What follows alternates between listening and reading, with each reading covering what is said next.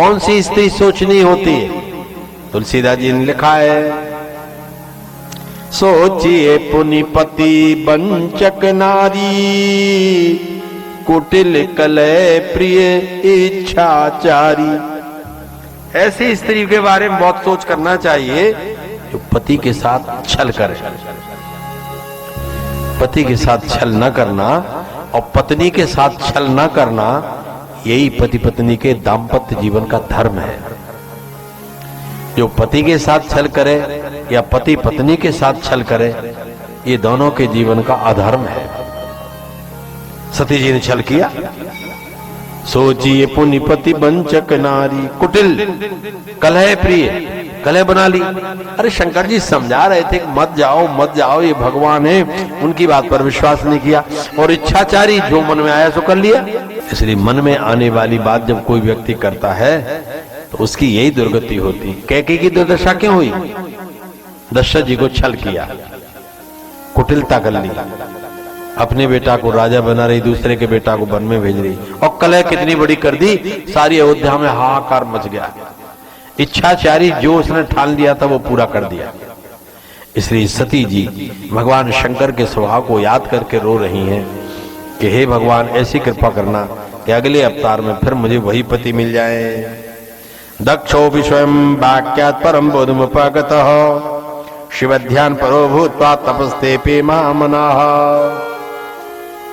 दक्ष प्रजापति ने हाथ जोड़कर क्षमा याचना की, शंकर जी ने यज्ञ पूरा करवा दिया।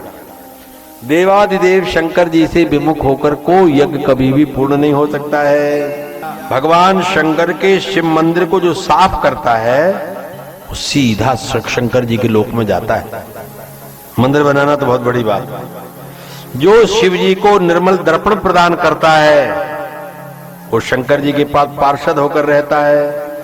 जो शंकर जी के लिए चामर दान करता है वो देवलोक में चला जाता है। जो शिव जी के मंदिर में दीप दान करता है वो तीनों लोकों में प्रकाशित होकर देवताओं की तरह प्रकाशित होता है। दीपदानम प्रयच्छन्ति महादेवालये नराः, तेजस्विनो भविष्यन्ति ते त्रैलोक्य के प्रदीपिकाः। एक दिन पंडित जी आ रहे थे यज्ञ करा के राजा के यहाँ से, तो देखा कि जो 9 रत्न की अंगूठी उनको दी थी राजा ने, वो उसके दूसरे आदमी के हाथ में थी।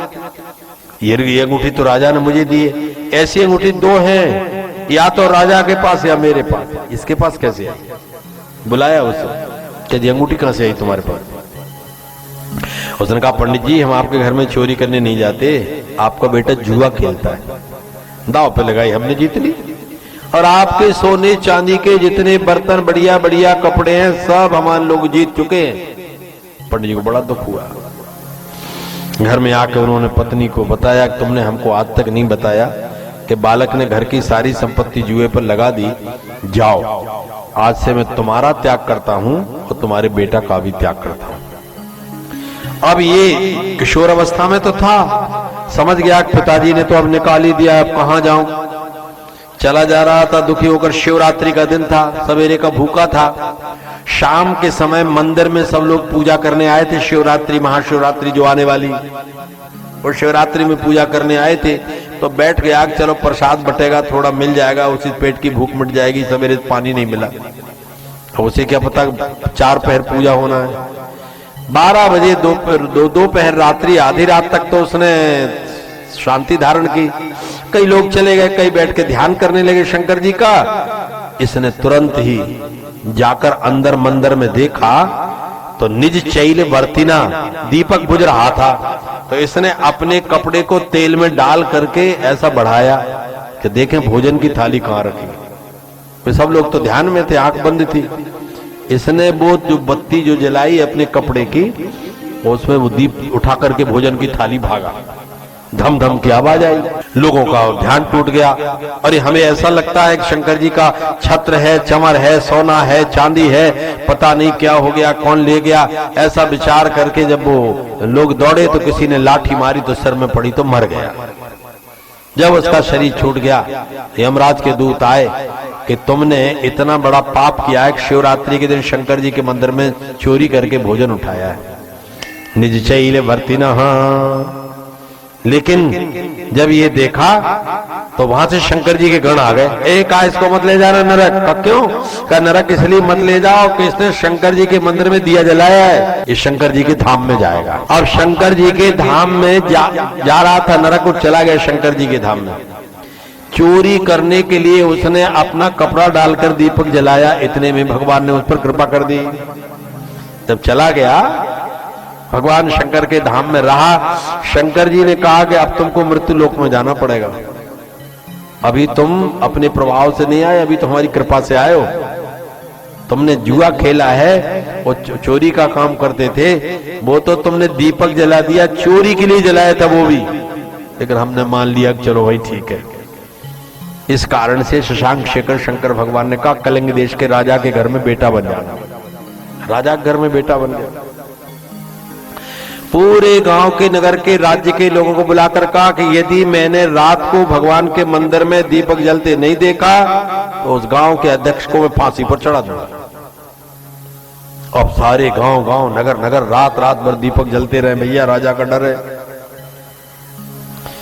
और जब चौथापन आया तो भगवान शंकर का भजन करने चला गया। शंकर जी प्रकट हुए, कहा क्या चाहिए?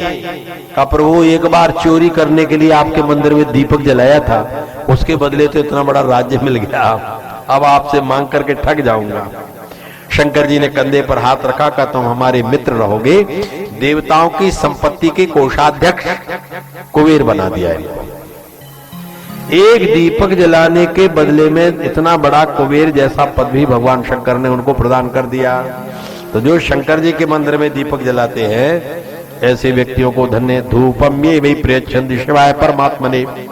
जो शंकर जी के मंदिर में धूप जलाता है वो माता के कुल का, पिता के कुल का उद्धार कर देता है। जो भगवान शंकर को भोग लगाता है उसे पांव पांव पर यज्ञ करने का फल प्राप्त होता है।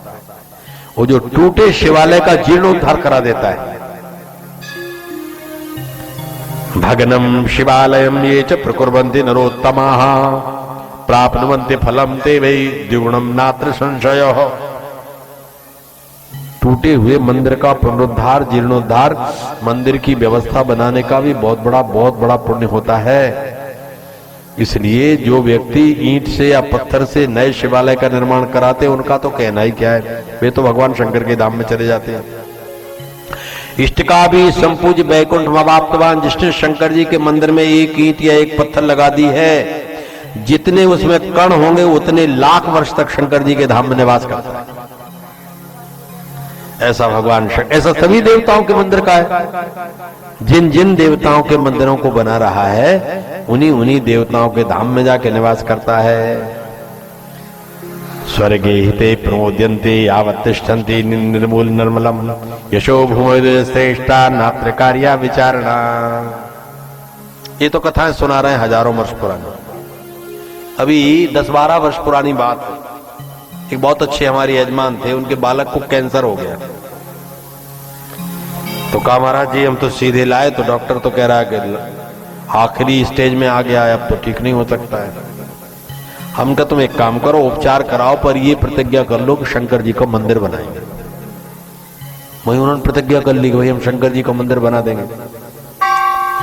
थोड़ा डॉक्टरों से कहा जो चाहो उपचार तो कर दो। उपचार किया, 3 महीने के बाद जब डॉक्टर को दिखाने गए तो पूरे डॉक्टर दांत तले जीभ रख कर रह गए कि हुआ क्या।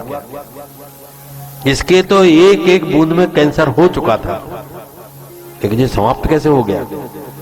भगवान शंकर के मंदिर के निर्माण का इतना बड़ा फल है कि मरने के बाद तो शिवलोक मिलता है, लेकिन जीते जी भी बड़े बड़े संकट और बड़ी बड़ी कामनाओं से पूर्ति कर लेता है।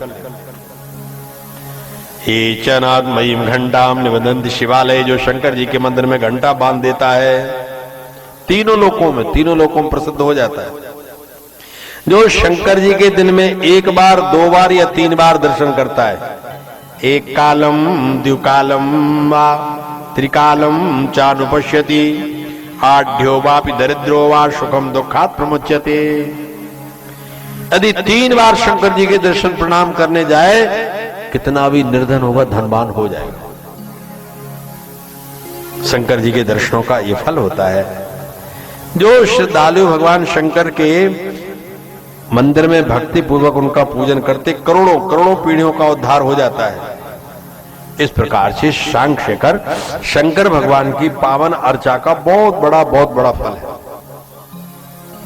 जो देवादिदेव महादेव को जल की धारा चढ़ाता है उसके रोग समाप्त हो जाते हैं।